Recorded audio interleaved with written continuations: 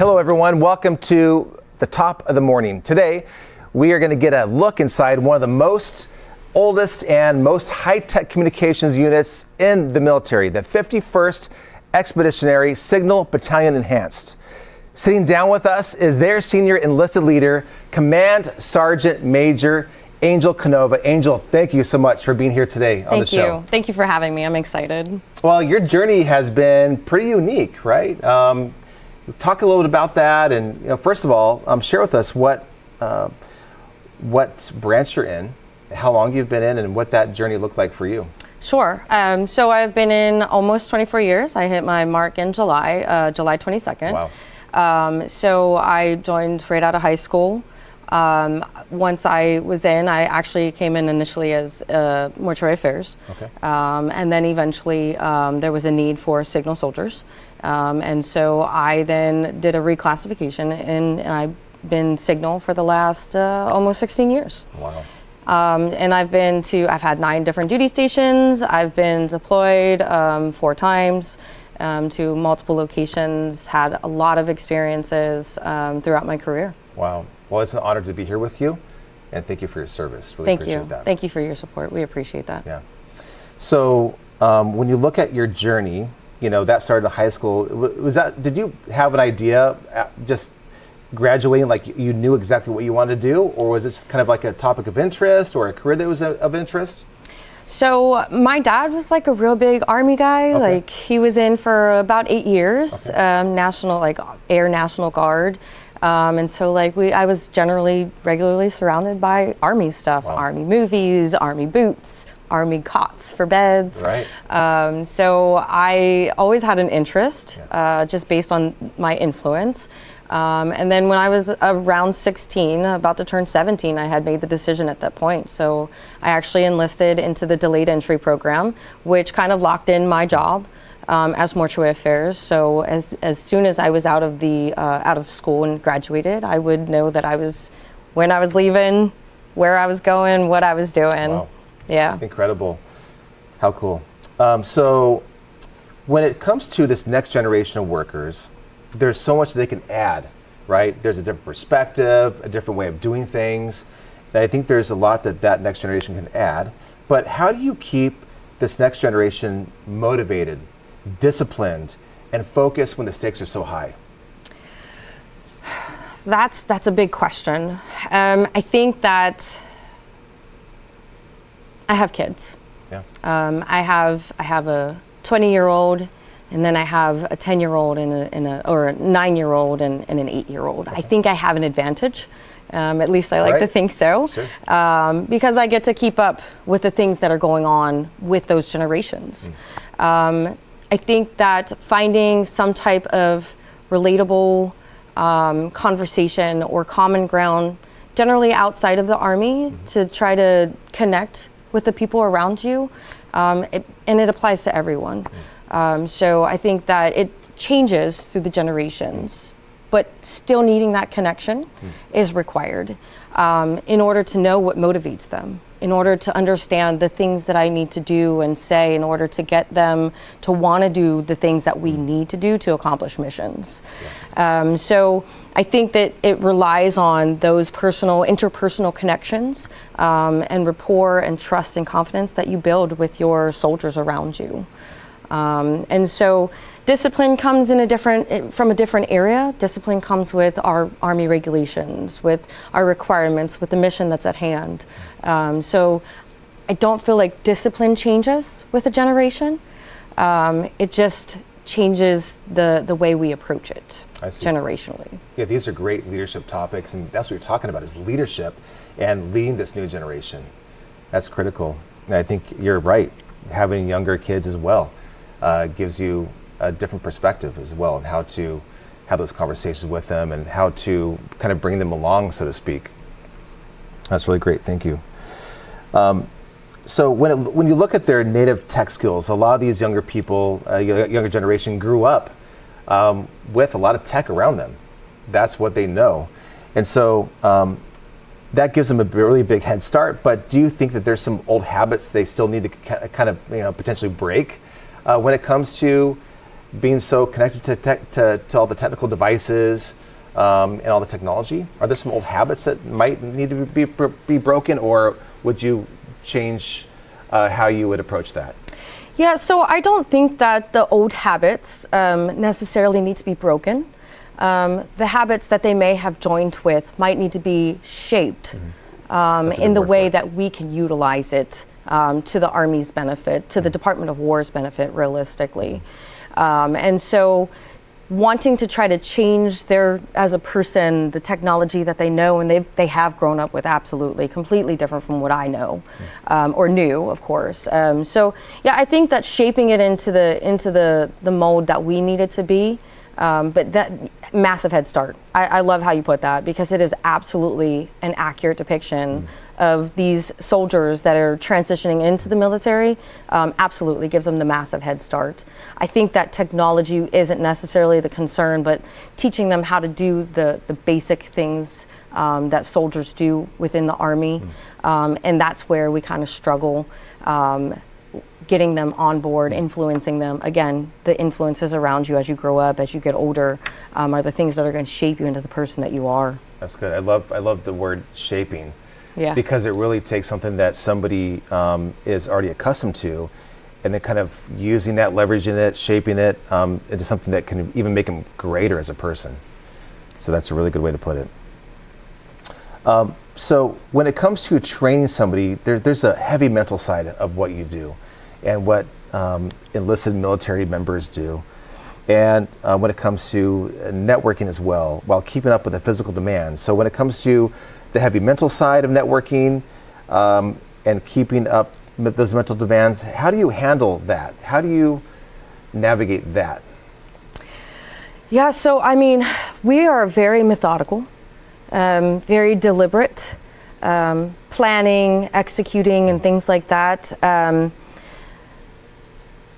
We always say there's a train to fight the way you train the way you fight, essentially, right? And so it goes hand in hand with another quote that's similar to practice doesn't make perfect. Perfect practice makes perfect. Good.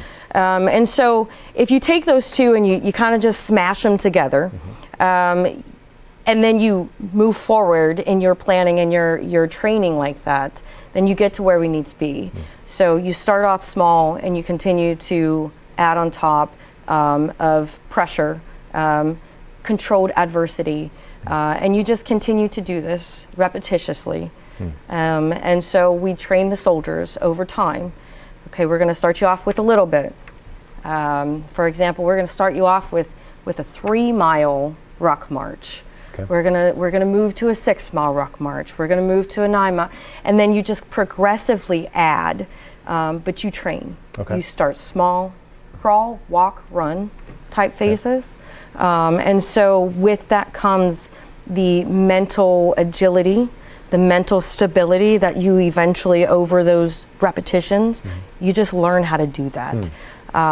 Because you're being pressured on a regular basis, because you're understanding how to make decisions and react. And instead of reacting in a panic, you're cool, calm, and collective because you've done this before.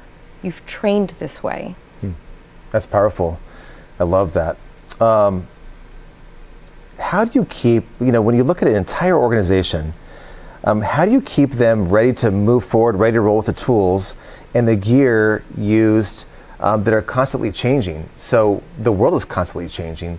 The tools, the technology, how do you continue to equip, train, and provide the right tools to like a big organization with what you lead?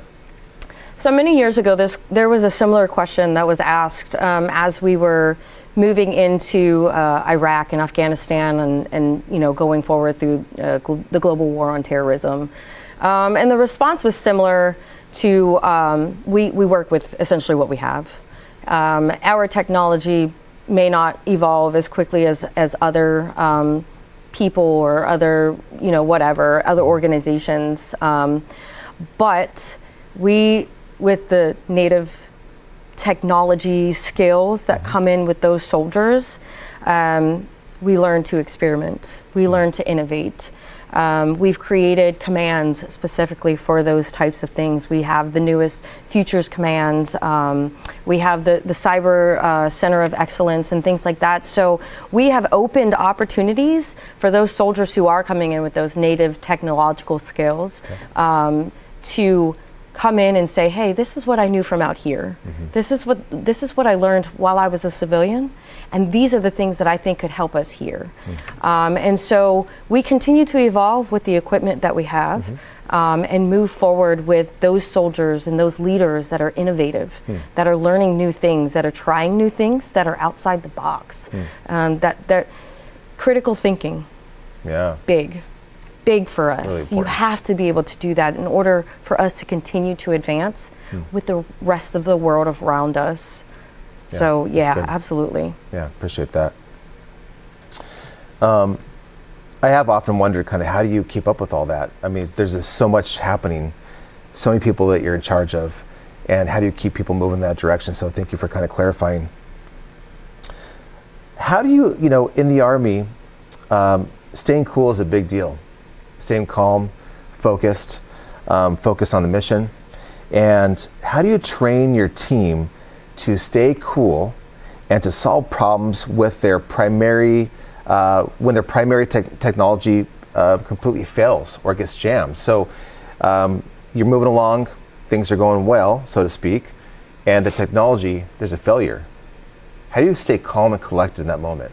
And have a clear head as well. Yeah, so this goes back to, the train as we fight and fight as we train. It starts off with foundational skills.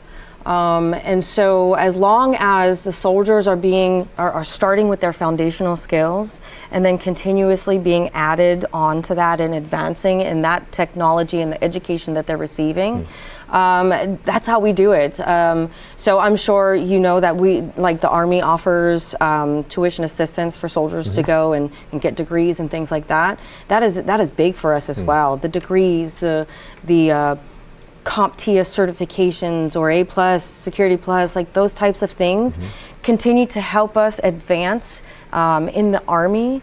So utilizing civilian education, utilizing the education that we have within the Army, the training that we are providing at the organization, the training that they're receiving before they get to the organization as a permanent party member, and going through advanced initial training. Those are all really big in creating the soldier that we need to critically think, that we need to be able to troubleshoot when things go dark and troubleshoot when things aren't necessarily working the way that we want it to. Because let's be honest, nothing ever works the way that we plan it. We're all in technology here as well. Right. At Base Technical College. So technology is a big part of what we do. Yeah. And so I'm very well aware we can have a plan, even for this broadcast. You can have a plan, and there's sometimes failure that happens. Right. And so there's something about having that adaptability and having that mindset of like, hey, got to pick up the pieces and move forward. Right.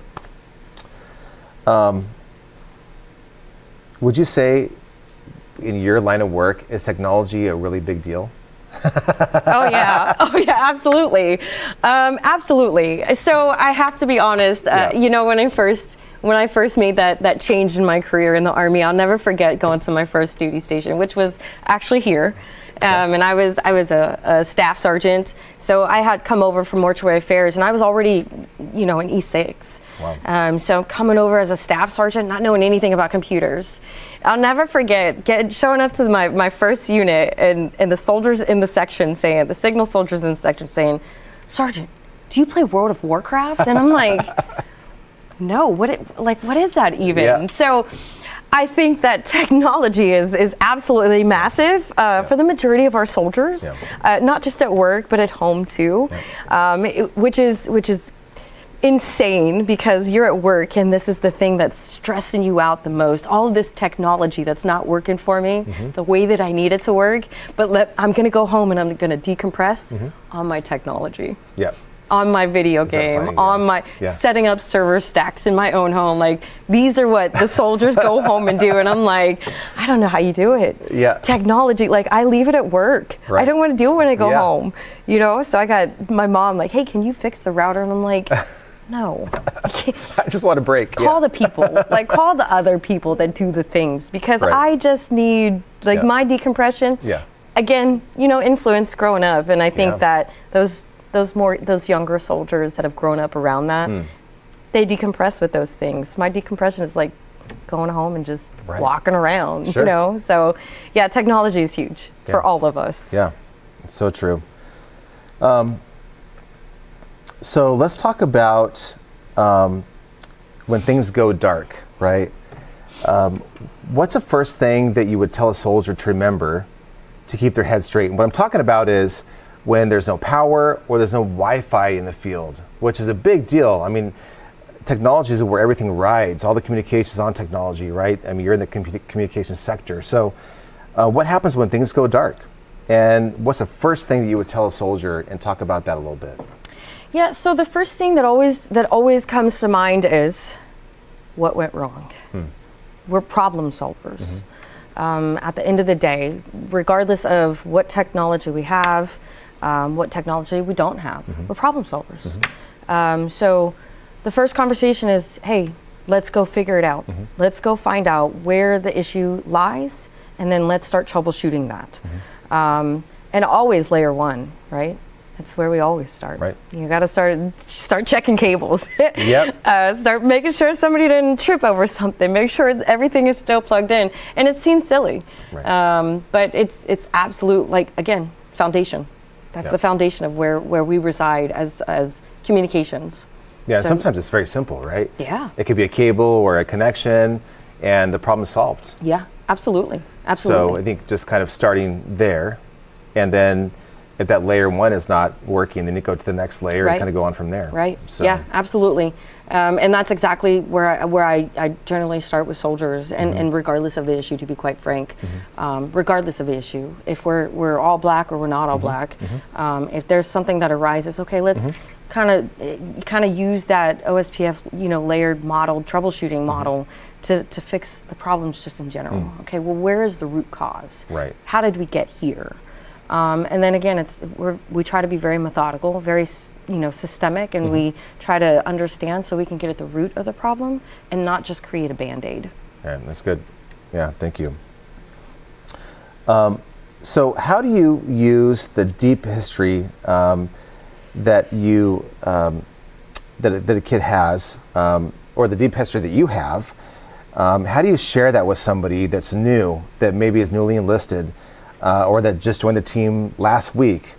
How do you use your history? How do you help them have a sense of pride? Because I would assume that sense of pride is probably developed to some degree over time as well.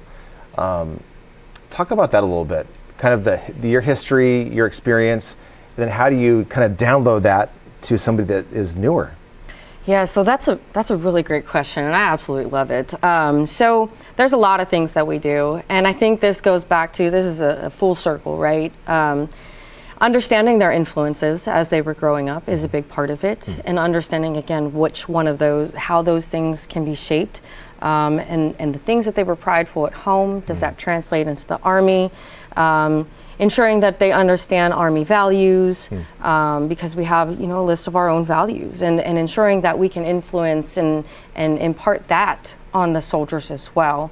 But I think pride comes with, like you said, having conversations realistically. Yeah. I don't just sit in an office. This is the position that I get to go out and I just get to interact with the soldiers all the time. And so the soldiers are actually really inquisitive. They're curious. They want to know why I've been in 24 years. They want to know, Sergeant Major, what made you get up this morning? Right. What made you get up 10 years ago? What made you get up when you were my age? What made you get up in the morning?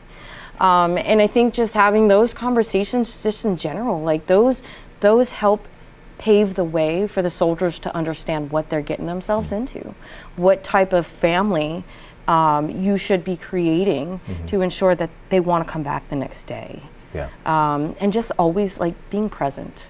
Right. That's big for us, and it's really big for me. Leadership presence is huge. Yeah. And it's not just about being in the room. Yeah. It's about being in the room. It's about engaging. It's about asking questions to understand.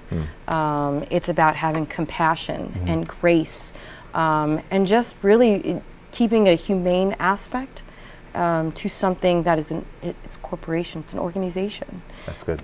Awesome. Well, you said a lot there, and man, thank you so much. But so much great advice, Angel, and so much great advice for anyone in the workplace. And so we're going to step away for a quick break, but coming up next, we'll be discussing how this unit carries a century of history into the modern digital age. Stay tuned.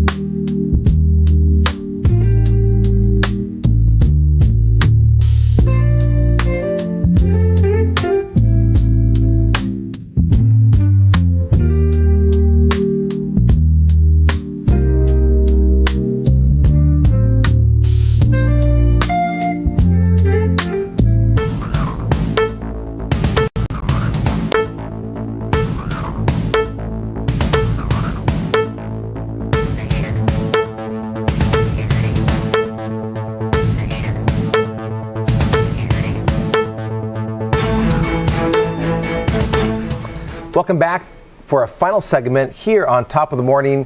Angel, your unit has had an incredible legacy stretching from the back to of World War I, and it's making the oldest continuously serving active duty military unit in the Army. So how do you use that? We've talked about that, the deep history, but I want to kind of move on to when it comes to the battalion's historic motto that translates to always constant. That terminology, always constant. What does it mean to you to stay personally always constant? So I think this has a couple of different meanings for us. Always constant in the technical aspect. Always providing the communications in order to give the commanders and the commanding general the ability to command and control from wherever they are in the world. So always constant in the technological aspect, always moving forward, always moving. So I think that's really big in the technology field for us. But I think just in general for us as soldiers, it's huge. Always constant with, again, our values, always constant with basic leadership skills, always constant in our soldier tasks and drills, always constant as, insert any soldier thing, any soldier task. I think it applies, I often use the term total soldier concept. And so I think that it often applies in the total soldier concept. Like as a soldier, you have to do all these things and they have to always stay constant. You have to always be constant in educating yourself. You have to always be constant in the compassion you have for the soldier and mission and understanding all of these things and sharing the same values and always constant in influencing the people around you in the positive manner that we expect. So I think that always constant, again, like total organization concept is where that applies. And so, and two, always constant, because it is our motto, we always respond oldest and finest. So we make sure that we include that to remind the soldiers of the pride that we should continue on. Again, a lot of the questions you all are asking, like fantastic, because they all interlace. Nothing works without the other thing. Or if it does work, it's probably squeaky and it needs oiled up. So with all of the other things that come along with the, tasks, the influences, the shaping, it all mends together and creates a well-oiled machine. And my soldiers are great. So I would love, they are absolutely that well-oiled machine that I think any organization, right? Civilian, Department of War, I think any organization would want. My soldiers, fantastic. Always trying to move forward and improve our foxholes and improve the way we operate and we cohese. Always constant, always on the things, all of the things. That's the standard. Yeah. Which is, I think, when you look at the world in which you live, we could look at different organizations and kind of see they're maybe not always constant, right, as they should be, right. But to have that standard in leadership and to have that expectation, is tremendous. Yes, absolutely. And so I could see how you really enrich, people's lives, by saying, "Hey, we are always constant." Yes, I love it. I love it. That's good. I'm learning a lot today myself. So. And I think it's, as a leader, we expect people to be always constant, but also having that standard for yourself as well, right? I think there's probably a healthy burden that you've got to carry. Oh yeah, absolutely. I think that organizations like ours takes lead by example to another level. Because the majority of the examples are already in my formation. They're junior, they're soldiers, and I'm like, man. There are some things that I look around and I'm like, I need to be like that.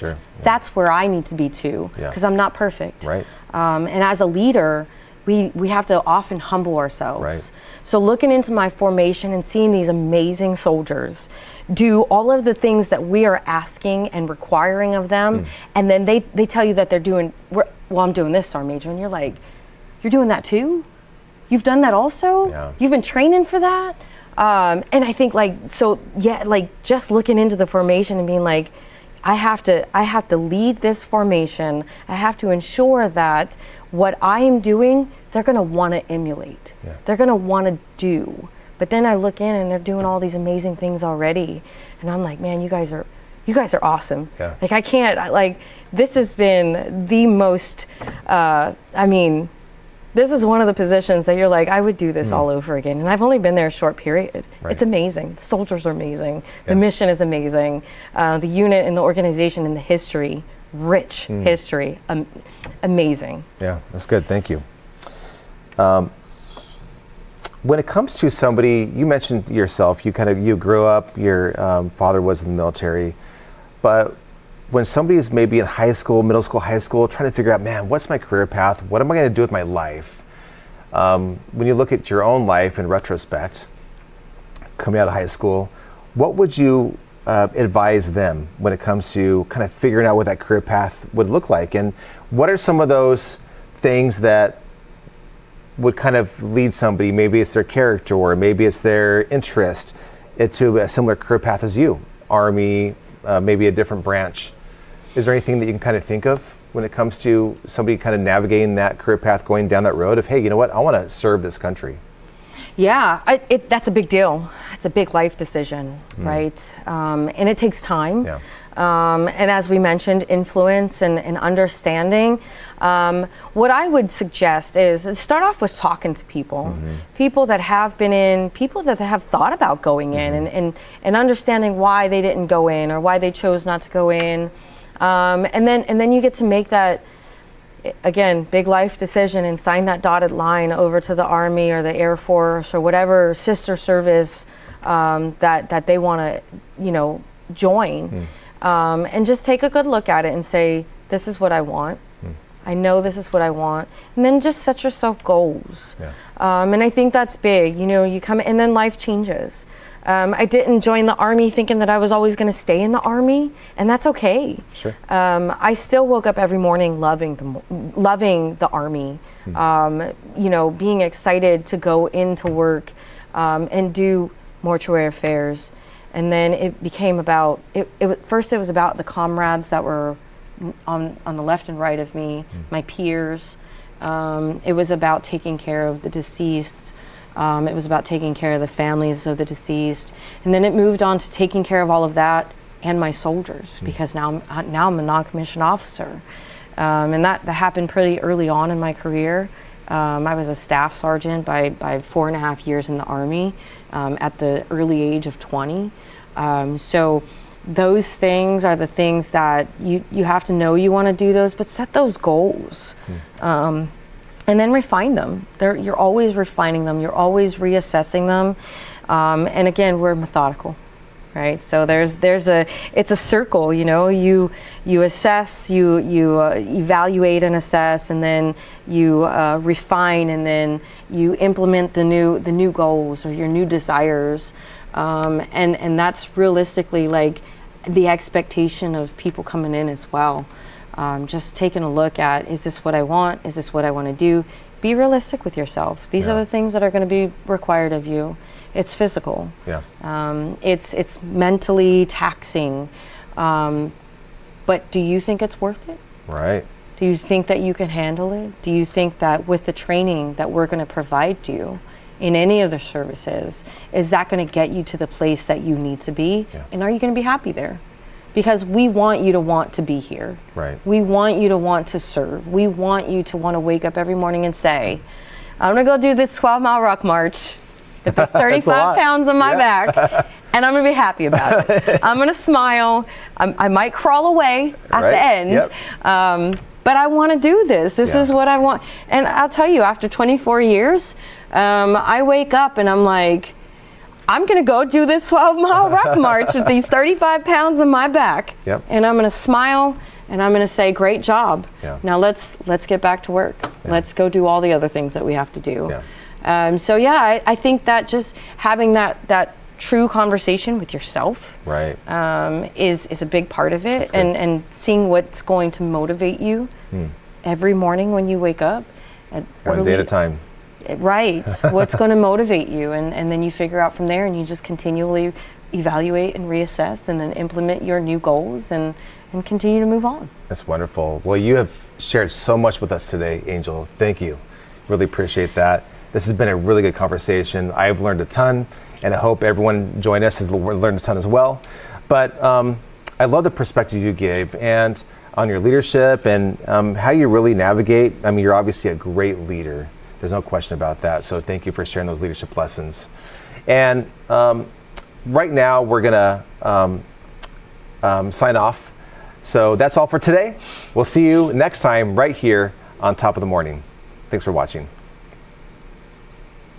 I got lost in my script, Mike.